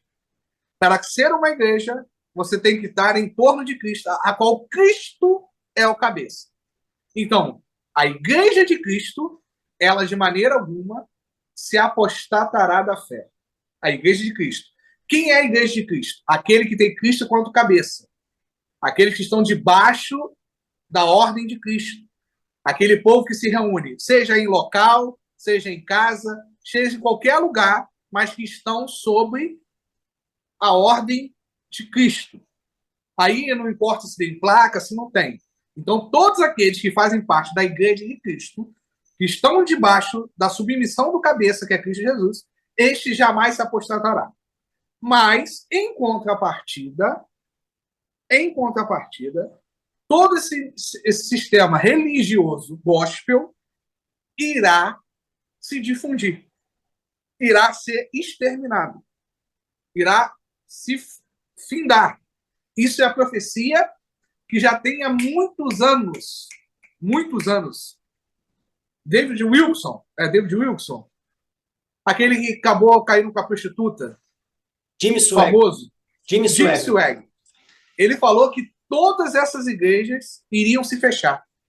Quando ele está falando se fechar, ele não está. Isso o Jimmy Swaggart falou nos anos 80. Ele não está falando da igreja de Cristo, porque essa é impossível de fechar.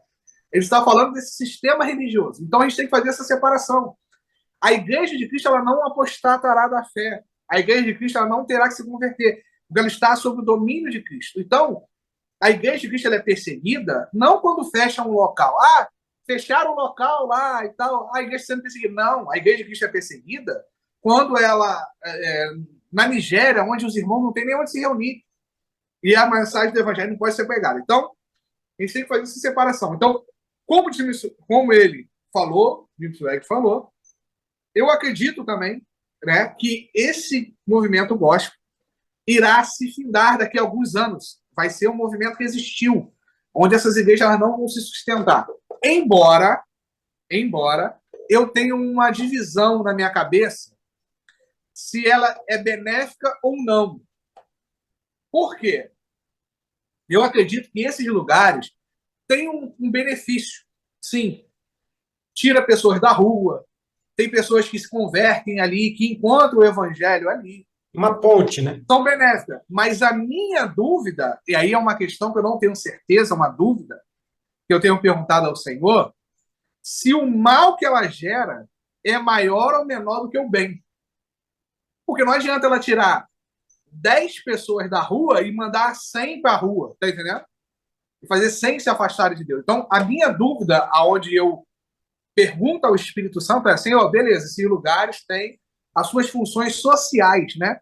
São lugares onde tem uma função social. Por exemplo, eu moro num lugar, Xerém é um lugar onde tem mais igreja por metro quadrado no Guinness Book. É um recorde. Então, é um lugar onde domingo você vai lanchar antes do culto ou depois do culto. Porque se você for depois do culto, todos os locais estão lotados. Se você for antes, você consegue lanchar. Então, é uma cidade que é dominada por um grupo, por igrejas evangélicas, onde, tipo, carnaval aqui é gospel, para você ter ideia. Não tem carnaval aqui. A praça do local é as igrejas que fazem, segunda a sexta, fazem uma semana de culto, né, ali. Então, é um local que é dominado por isso. Então, eu vejo essa importância cultural, essa importância social, e me entra a dúvida: será que essa importância é maior do que o malefício que eu vejo ela fazendo? Então, nesta pergunta que você faz, eu enxergo que a igreja de Cristo ela não apostar. Ponto, isso eu falei. Mas esse movimento vai fundir. E aí entra. Qual comparação podemos fazer com a igreja primitiva? A comparação que Paulo fala. Paulo fala lá, ó, chegará tempo aonde vocês escolherão doutores de ensino, professores, de acordo com o vosso entendimento. A igreja primitiva, quando ela estava vivendo debaixo do ensinamento de Cristo, ela estava frutificando. Claro que existe até hoje a igreja frutificando, claro que existe um remanescente. Mas começou a dar problema quando a igreja começou a olhar para fora e começou a ser Cristo e mais alguma coisa. Não, é Cristo e mais alguma coisa. Não, é vamos organizar aqui. Eu costumo dizer que tudo começou a dar errado quando começaram a organizar.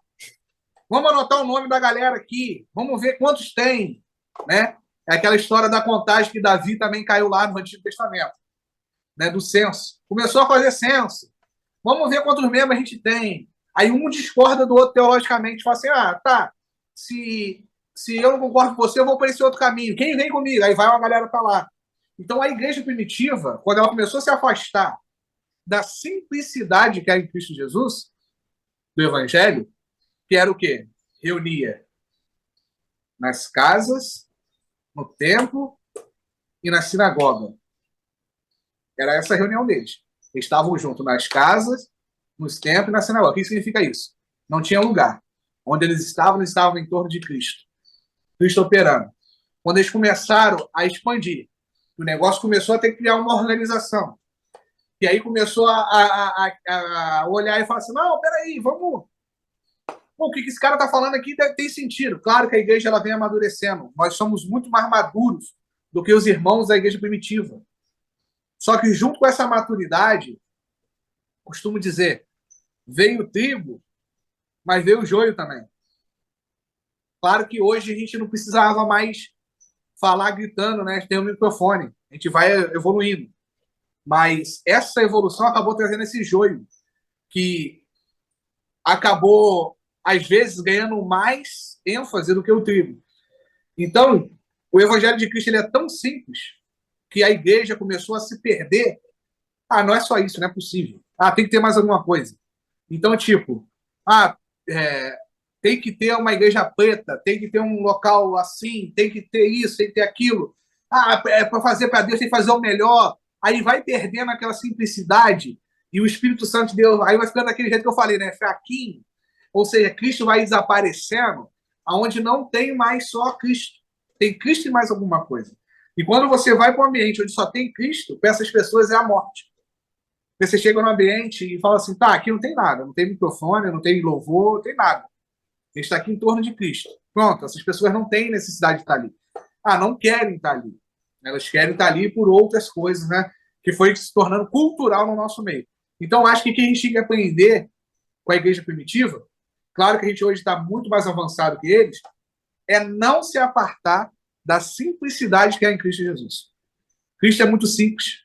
Cristo foi muito objetivo. Então, quanto igreja, separar o que é igreja, o que é movimento evangélico, né, que se diz evangelho, e voltar à simplicidade daquilo que Cristo estabeleceu. Aí, deixa eu só fazer uma pergunta boba. Você acha que isso tem um link com a pergunta passada? A ação do Espírito Santo no meio da igreja? Por que na igreja primitiva eles entendiam da simplicidade, eles entendiam o que tinha que ser feito? Porque tinha o tutor, tinha o professor, tinha aquele que veio para nos ensinar todas as coisas. E hoje, Exato. aonde ele está? Como você falou, está sentado lá no cantinho, né? E não crer na ação desse cara deixa que a igreja fique onde chegue, né? Eu costumo dizer, quando eu participei de reunião de obreiro, que a única pessoa que a gente não perguntava era Jesus. Lá era tudo determinado no voto, né? Sim. Só que era uma votação tão mandrake que, tipo assim, ninguém discordava, Sim. que Jesus ficava do lado de fora. Ele botava Jesus do lado de fora trancado, entrava e ninguém perguntava: o que o senhor pensa sobre isso? Não, era decidido ali pelas nossas É. vontades e era votado. Então, exatamente isso aí. Mas quando você fala dessa forma, você é o radical, você é o espiritual demais. Só que eu te pergunto, sabe por que que as pessoas não querem perguntar para Jesus? Porque duas coisas podem acontecer. Primeiro, ele pode falar não, e eu não quero não. E segundo, eu sei que eu não tenho intimidade tal dele realmente responder e eu entender que foi ele que respondeu. Então nem coloco na briga. Nem coloco. Outro dia eu fui questionado por um pastor de uma congregação onde eu ia, porque eu falei para ele, pastor, pera um pouquinho, a gente fez uma vigília, tá? Que a gente ficou das 10, das 9 às 11h30, né? E você considerou isso como uma vigília, mas amém, não tem problema. E a gente ficou todo esse tempo apenas atrás da performance, porque ora por isso agora faz grupinho de 2, agora faz grupinho de 3, agora faz uma roda, agora intercede por esse assunto, agora isso, aquilo outro. Eu falei, beleza. A minha pergunta é, em que momento que a gente deveria ter parado para ouvir Deus falar? Não, mas aí você está sendo espiritual demais. Eu falei, queridão, eu estou conversando com você aqui, eu falei, e você acabou de falar comigo. Eu falei e parei para te ouvir. Agora, que falta de educação nossa é essa? De chegar para Deus assim, Deus, é isso. Aí Deus, tá, agora eu vou falar. A gente vira as costas e vai para casa? Só que aí você é espiritual demais. Entendeu? Por que eu falo isso, ô Lohan? É a falta de interesse de participar das coisas do reino. Eu uso como exemplo Daniel. Daniel, no capítulo 9, ele recebe uma profecia e ele não entende. Daniel 10 fala que ele fica em oração, em jejum, em humilhação, buscando em Deus entender aquela profecia. O interesse dele fez que Deus mandasse o anjo voltar para explicar para ele. E acontece aquele embate lá e demora 21 dias para o anjo chegar até Daniel. Aí eu te pergunto, se tivesse demorado um ano para aquele anjo chegar até Daniel, você acha que hoje essas comunidades fariam um jejum de Daniel? Nada. Que teria que jejuar durante um ano? Não faria. Porque hoje as pessoas fazem o jejum de Daniel em que sentido? 21 dias, agora você é obrigado a responder. Não entenderam nada.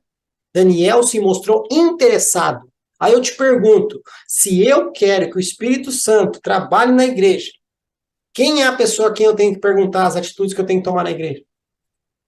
Quem que vai saber como eu tenho que realmente dirigir as coisas na igreja? Sendo que ele foi deixado para nos ensinar todas as coisas. A gente quer aprender com ele, Lohan? Não quer. Desculpa, não quer. Mas amém. Vamos para a última pergunta? Não.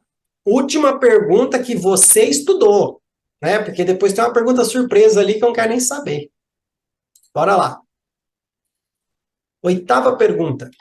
Na sua visão, qual é o papel central da igreja nos últimos dias? Dentro da sua justificativa, você acredita que a igreja tem preparado seus membros para o grande encontro final com Cristo? Voltamos à mesma questão da última pergunta. Top. A igreja de Cristo e o movimento evangélico. Eu gosto de fazer isso para deixar bem claro para as pessoas que, porque senão parece que já o Lohan está falando do que está acontecendo. Não. Eu acredito que o papel da igreja é avançar com o reino de Deus nessa terra, por intermédio de Cristo Jesus, sendo nós como ele. Então, sendo réplicas de Cristo, sendo pequenos cristos, avançando, transformando. A igreja tem preparado isso? Tem preparado seus membros para isso? A igreja evangélica no Brasil, esse movimento gospel, não, jamais. Cristo não tem sido o centro desses locais. Esses locais, eles se transformaram aquilo que eu te falei. Se tira a Bíblia, vira uma ONG show de bola. Onde você aprende a tocar instrumento, onde você faz a sua apresentação teatral, onde você está ali. É só tirar a Bíblia. E tem lugar que nem usa a Bíblia mais. Tem lugar que nem usa a Bíblia. Então, esse movimento, jamais. Agora, eu não acredito que também seja papel deste movimento. Eu acredito que a Igreja de Cristo está sendo chamada nos 4 cantos da Terra, né, desse planeta, de forma silenciosa, né, assim dizendo.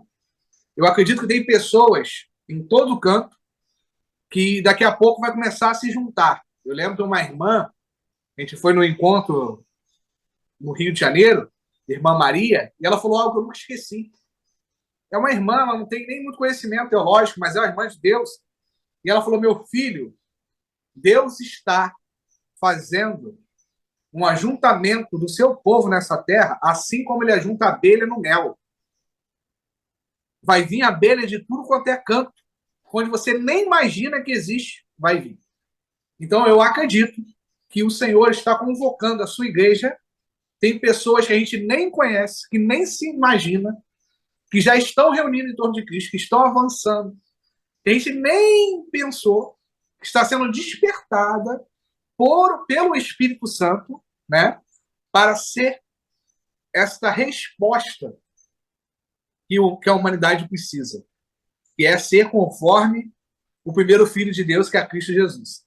Então, eu acredito nisso. Mas, referindo-se ao movimento cristão no Brasil, cristão, né, que vem lá de Constantino, onde eu conheço, de maneira alguma, estão cada dia mais afastados de Cristo. A prova disso foi esse processo eleitoral que a gente passou. Foram desculpas e mais desculpas para botarmos para fora quem nós somos, quem nós éramos, né? Quanto nós somos duros, como nós queremos exterminar. Então, a prova do distanciamento de Cristo ficou clara nesse ano de 2022. Então, estes aí não estão preparando seus membros e estão totalmente longe da missão, que é ser para o mundo como Cristo. Não o Cristo que eu criei. Não o Cristo que eu idealizei. Não o Cristo forjado pelo Deus do Antigo Testamento. Mas é o Cristo que encarnou nessa terra, foi um carpinteiro, filho de um carpinteiro, andou, tocou, comeu, bebeu, morreu e ressuscitou. Este Jesus. Então, é isso. Muito bom. Enquanto você falava, me veio algo em mente aqui, e mesmo existindo esta remanescente, isso aqui é uma dúvida, tá? Não é crítica, não é nada. Porque eu ouço bastante, sabe, sobre a remanescente, a remanescente, a remanescente. E eu creio que Deus continua fazendo seus milagres, que Deus continua instituindo o reino dele através dessas pessoas que entraram no reino, que entenderam o que é participar do reino. Mas a minha pergunta é, Lohan, as pessoas que estão dentro deste reino, tá? Que entende quem Jesus é, que entende beleza. Qual deveria ser a nossa preocupação com essas instituições, esses movimentos, como você acabou de colocar? A gente deixaria, tipo, Deus toca e traz eles, ou nós também temos uma responsabilidade em transmitir esse Jesus do reino para eles de uma forma que a gente talvez não tenha pensado em transmitir? Ou a gente também virou, estamos aqui, estamos de boa, quem está de fora perdeu mané, né? Não é uma dúvida, tá? É uma dúvida. Não estou fazendo nada. Ô Fabrício, eu entendo o seguinte. Isso é coisa também que por muito tempo me assombrou. Existem pessoas em todos os campos que estão sendo despertadas pelo Espírito. E eu te respondo essa pergunta com outra pergunta. Qual é o seu comportamento diante de uma pessoa do Islã? Você enxerga ele como o quê?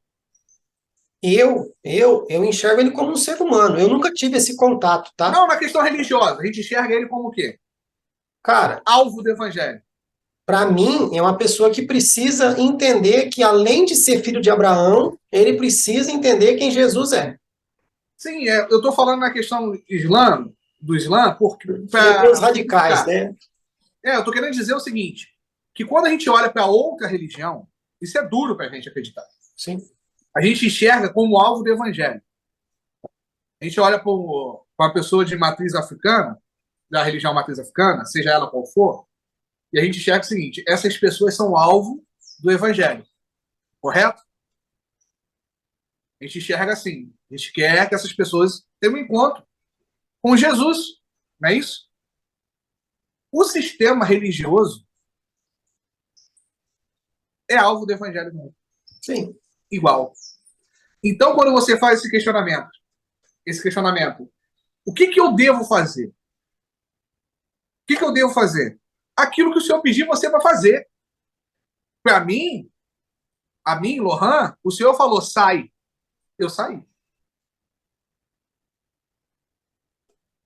Para o outro, o Wilton, por exemplo, que é meu amigo pessoal, o Wilton pega em todas elas.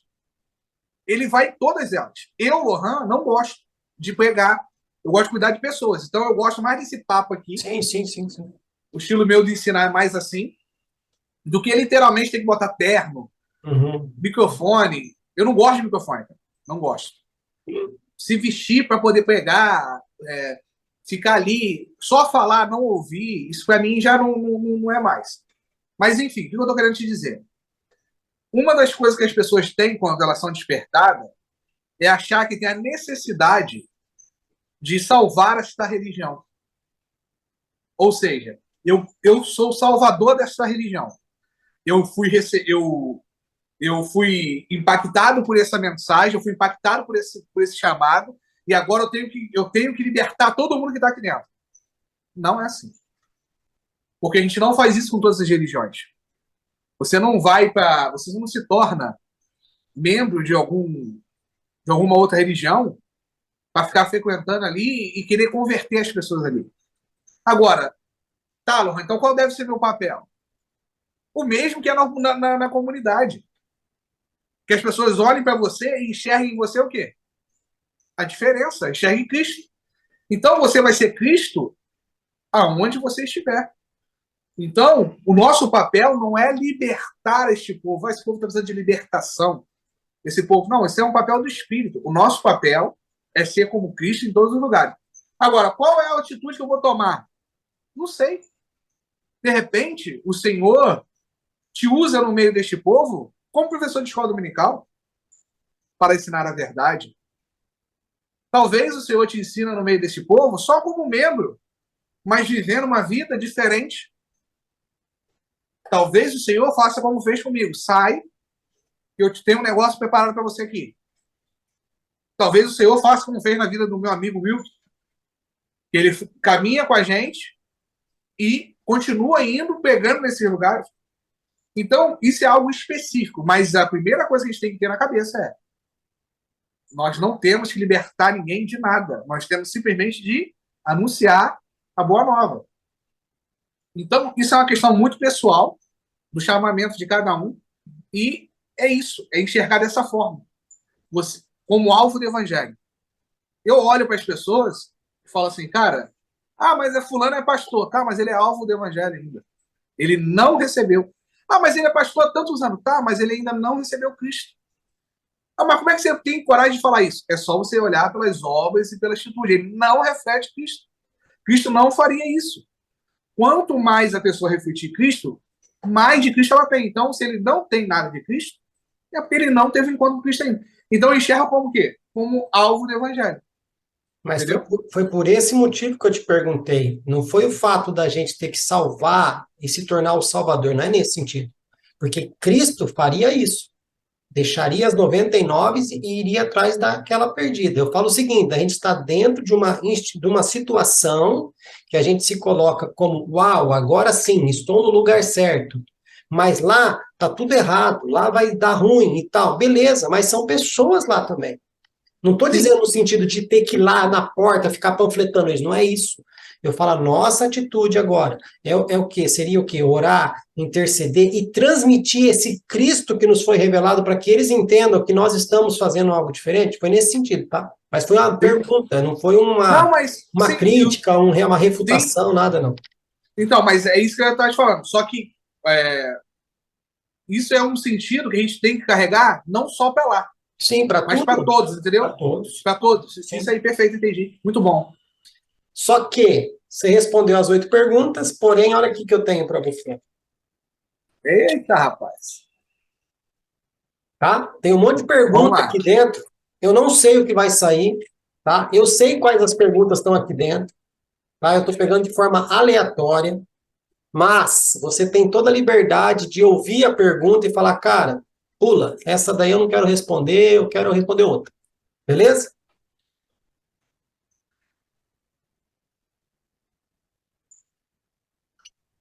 Ai, ai. Vamos lá. Nona pergunta. O nazismo teria sido um caso extremo de abuso do livre-arbítrio concedido por Deus aos homens?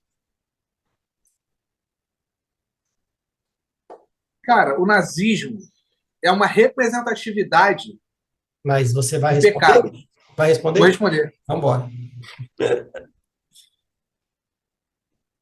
O nazismo é uma tela representativa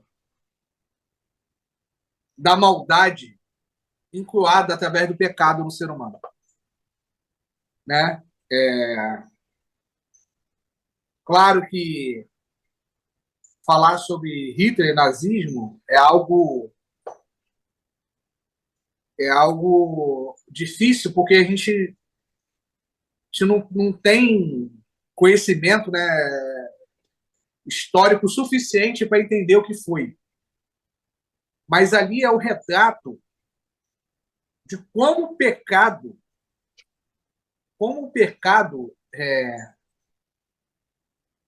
distorpou ou destruiu a criação de Deus.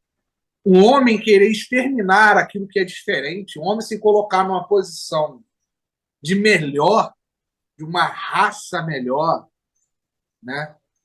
E todos aqueles que não servem merecem morrer, é a maior expressão do pecado, porque o pecado trouxe a morte. E a morte ali é a representatividade do quanto realmente essa serpente do Éden cresceu, né? Esse pecado aí, esse dragão do Apocalipse está cuspindo fogo. Só que é algo que a gente tem que também ponderar ou dizer, né, melhor falando, é que diante de Deus não existe só um Hitler, né? Porque tem gente que fala assim: o que ele fez foi ruim, foi horrível. E, cara, e tem pessoas que só não fizeram por falta de oportunidade. Ou em grande escala, né? É. É porque diante de Deus não tem essa questão de tipo assim, o Hitler matou milhares de pessoas e tal, e o outro lá matou. Não, cara, é a Matou. representatividade do pecado, tá entendendo? Então tem pessoas que, Fabrício, que condenam ou acham que foi, outros nem acham mais, cara. A gente está vivendo tempos tão tenebrosos que tem pessoas fazendo gestos nazistas, tem pessoas falando, cara, tem pessoas tatuando, né, símbolo nazista, tem pessoas defendendo o nazismo, tem pessoas defendendo a morte, a extinção, tem pessoas querendo, e eu falo isso no meio religioso, né? Eu falo de um irmão que toda vez que ele está assistindo o jornal, ele fala que dentro das cadeias, né, tinha que jogar tudo dentro do mar, no meio dos tubarões para morrer todo mundo, porque não vale, não presta. Aí, meditando nessa palavra, eu lembrei da palavra do Evangelho que diz assim: não devemos tirar o joio, porque o joio e o trigo se confundem. E quando você tira o joio, inevitavelmente você tira o trigo. Ou seja, muitas dessas pessoas que estão presas vamos determinar como joio, mas muito delas tem mães, pais, filhas, mulheres, famílias, que são trigo. E quando você quer exterminar esses joios, você não tem como fazer isso sem tocar no trigo, sem ferir o trigo, sem matar o trigo. Então você imagina só, se fosse o seu filho que cometeu um delito e estivesse preso, você ia querer que ele cumprisse a sua prisão e fosse solto. E você ouvir um irmão da fé, da igreja, falar: ah, tem que tacar para morrer todo mundo, tem que botar no paredão. Então, essa questão do Hitler ali, do livre-arbítrio, né?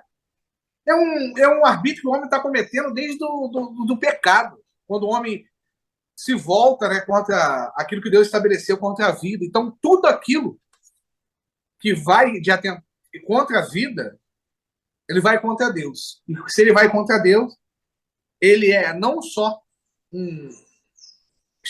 está extrapolando o livre-arbítrio, mas como está usurpando de tudo aquilo que o pecado pode oferecer. Que é isso, a morte. Então, acho que eu respondi sua pergunta. Amém. Não, e você fala a respeito dessas pessoas quererem, né? Que estas pessoas que cometeram um pecado, que seja morto e tudo mais, cara, é difícil porque não entenderam o evangelho, não entenderam graça, né? E eu te faço uma pergunta agora, mas é uma pergunta retórica, tá? Hitler, naquela época, Hitler poderia ter recebido perdão? Poderia. Sim. E se ele recebeu perdão, ele vai reinar com a gente. Como vai ser para os judeus que vão estar chegando? Né? Porque, cara, é uma coisa da graça que a gente não consegue entender. Verdade. Teve um pastor que falou, deixa eu ver se eu lembro, tá? Talvez eu me enrole aqui, mas eu vou tentar. Ele falou que essas pregações, como você disse aí, né, nesse movimento religioso, pregando que Deus aceita você como você é, que Deus aceita você como você está. Ele falou, isso é uma balela. Eu vou tentar concluir, por favor, tá? Porque eu entendo que as pessoas pregam, venha como estás. Beleza? Só que as pessoas permanecem como estão, né? Só que ele fala que isso, Deus não aceita você como está. Ele não aceita. Porque se ele aceitasse você como está, não precisaria de cruz, não precisaria de sacrifício, não precisaria de perdão, não precisaria de arrependimento, não precisaria de derramamento de sangue. Só que ele fala que a beleza da graça está em que Deus te convida. Como você está? Na esperança de que o trabalho que ele fez naquela cruz te transforme naquilo que Deus quer que você seja. São coisas diferentes. Deus te convida como estás, na esperança de que a obra dele na cruz te transforme naquilo que ele realmente quer que você seja. E eu falo isso em que sentido? No sentido da graça. Porque é bíblico o olho por olho? É bíblico, cara. Por mais que Jesus veio e falou, faça diferente, se você cometeu olho por olho, você não está pecando, porque é bíblico. Só que Jesus pediu para você agir de forma, como que fala? De forma mais sublime, né? E nessas horas eu vejo isso, pessoas preferindo o olho por olho, preferindo a lei ao invés da graça. Eu converso muito com a minha esposa, toda vez que a gente fala de divórcio, toda vez que a gente fala de traição e tudo mais, né? Eu falo, poxa, como é legal, né? A Bíblia fala em divórcio 2 vezes. Uma vez, Jesus fala que por causa da prostituição, legal, vai lá, né? Só que quantas vezes a Bíblia fala sobre perdão? Bastou haver uma traição que já é motivo, bora pro divórcio, tá, tem que soltar mesmo porque é bíblico, tal. Beleza, amigão. Mas e o perdão? Porque se fosse assim, Deus já teria se divorciado da gente na primeira vez que a gente deu relaxo. Né? Então eu vejo que essa questão da graça, essa questão do reino ainda está faltando bastante para nós, Lohan, mas respondeu as 8 perguntas, respondeu a 9ª pergunta, que não foi uma pergunta nada fácil, mas eu ainda tenho um desafio para você. Você topa? Topo. Bora para ele, então. E como o pastor teólogo Lohan Gonçalves não fugiu da raia, vamos para o nosso jogo rápido. Lohan, relacionado à Bíblia, qual o testamento? Novo. Livro favorito? Efésios. Livro mais complexo? Hebreus. Um personagem? Pedro. Um ensinamento? Cristo é a igreja. A Bíblia é? Palavra de Deus. Inspirada por? Por Deus. Para qual tempo? Uma parte para antes, uma parte para nós. Qual o seu valor? Imensurável. Para qual público? Todos. Contraindicação. Literalidade. A leitura deve ser? Espiritual. Sua importância é? Imensurável. Deu suador, mas respondeu. Brincadeiras à parte, a gente faz isso aqui só para quebrar o gelo mesmo, tá? Não tá aqui para colocar ninguém, tipo, eu não sabia responder. Não, é só para a gente quebrar um pouco do gelo das respostas que você trouxe, as perguntas que a gente fez. Lohan, eu vou deixar para você aí alguns minutinhos para você fazer as suas considerações finais e a gente finaliza aqui a nossa entrevista. Manda bala. Não, Fabrício, primeiro eu quero agradecer pela oportunidade de estar aqui. Gostei muito do bate-papo, espero ter ajudado, ter contribuído de alguma forma. Só para dizer que eu não sou muito de falar, como eu falei, eu gosto de algo mais simples, né? Mais tete a mais tete. livre, mas foi muito bom, tá? Muito gratificante. Espero poder contribuir na vida de alguém. E aquelas pessoas que quiserem me seguir, né?